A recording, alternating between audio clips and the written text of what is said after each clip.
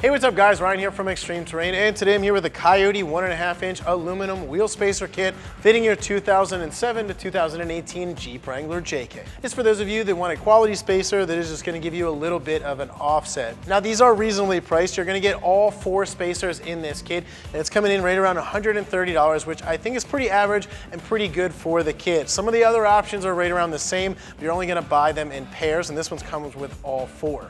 Now, when running larger tires on the factory wheels, you can have some rubbing issues, and that's because of the offset. Those factory wheels are designed to stay tight and of course accommodate that factory size tire. When you're turning, the added width of those aftermarket tires of course can rub on suspension components, and that's something that we don't want. Now of course there is always the option of going with an aftermarket wheel, but aftermarket wheels are going to cost a lot more, and if that is just not in your budget, or if you like the way that your factory wheels look and you're just trying to throw some larger tires on there, this is a very affordable fix, and it's a lot more cost efficient than buying new wheels, getting them mounted and balanced, so on and so forth. Now these are going to space the wheels out 1.5 inches, allowing you to run those factory wheels with those larger, wider tires, and this is going to ensure that you won't rub. These are going to widen your stance, so it's going to give you a little bit more stability when you're out there on the trails or if you're just driving on the highway. Now you can space out aftermarket wheels as well. If you have aftermarket wheels, you want to space those out, give yourself an even wider stance, more aggressive appearance, and just add to the whole stability of it. That is a possibility with those as well. Now one of the nice things that I like about these are hub-centric. Now what that means is this inside is actually going to sit on the end of the hub. That's going to take all that shear force off of the studs. When you're bouncing around on the trails, when you're running those larger wheels and tires, you're add a lot of downforce to the studs, and that's something that you can shear those right off. However, with these, you're not really going to have that issue because it's going to be held nice and tight and centered by the middle.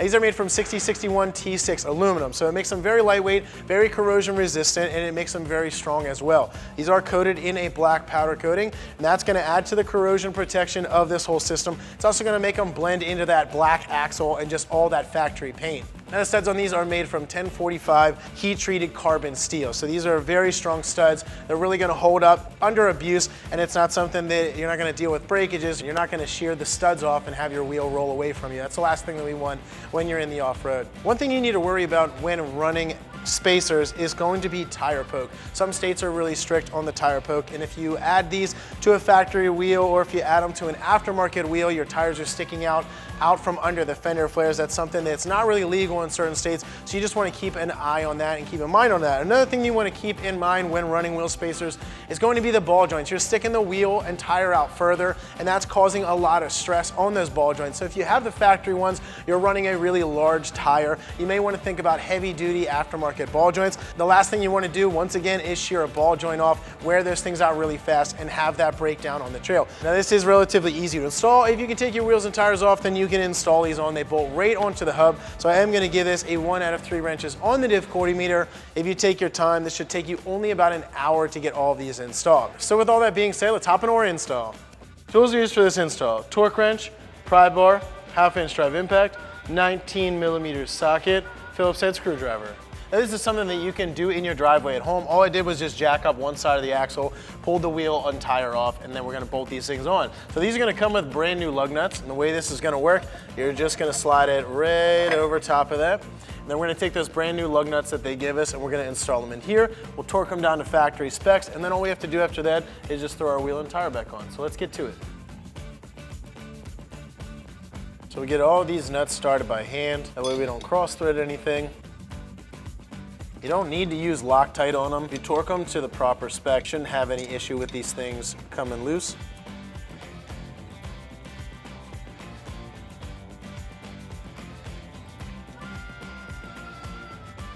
After we get them all started, we'll take a 19mm socket. We're just going to run them in.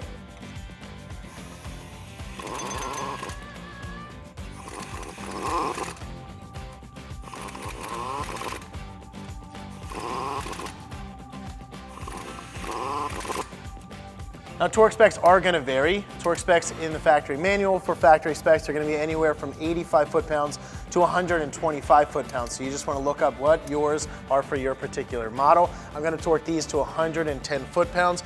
Now, of course, this thing is going to spin when we go to tighten this up and torque it down. So there's A couple ways that you can do this. You can take a pry bar and stick it in between two of these studs, sit it on the ground or have someone hold it while you torque it. Or what I'm gonna do is just take a screwdriver, I'm gonna put it right in here inside of the rotor, and that way when this goes to spin, it's just gonna stop it from spinning. All right, so what you wanna do is just go in a star pattern, just like your wheels.